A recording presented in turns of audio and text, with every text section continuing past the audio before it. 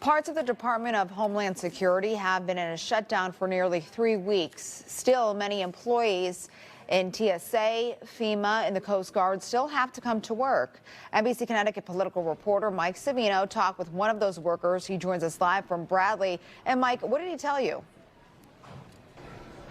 Well, Amber, today is the first day that Vincent Fusco and his colleagues are going without a paycheck as part of this shutdown. But remember, they were also going without payments in the last shutdown, the one that lasted the longest in U.S. history. And Fusco says some of his colleagues are still trying to recover from the impacts of that one. So, of course, they're hoping this time things come to a very quick resolution.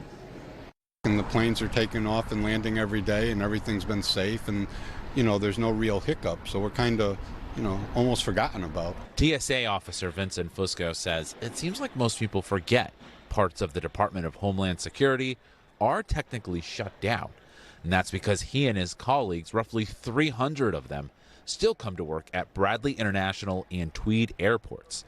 But as the shutdown enters its third week, they're now missing paychecks.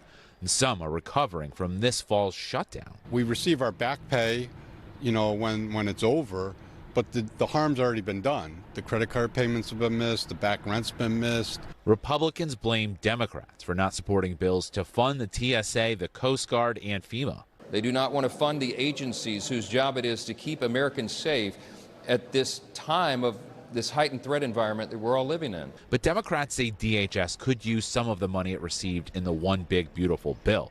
They also say they won't approve more money until DHS agrees to reforms for immigration agents. I cannot vote to fund the Department of Homeland Security when they are murdering American citizens with impunity. Fusco wants to see compromise because some of his colleagues have to make difficult decisions on how to spend their money.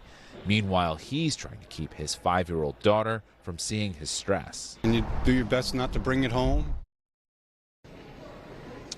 Now, Senators Chris Murphy and Richard Blumenthal both voted yesterday against a bill to reopen those parts of DHS as they seek a compromise. President Donald Trump has picked Senator Mark Wayne Mullen to replace outgoing DHS Secretary Kristi Noem. But both Murphy and Blumenthal said today that they're doubtful they can find any more room for compromise with Mullen. Live from Bradley International Airport, Mike Savino, NBC Connecticut News. All right, Mike, thank you.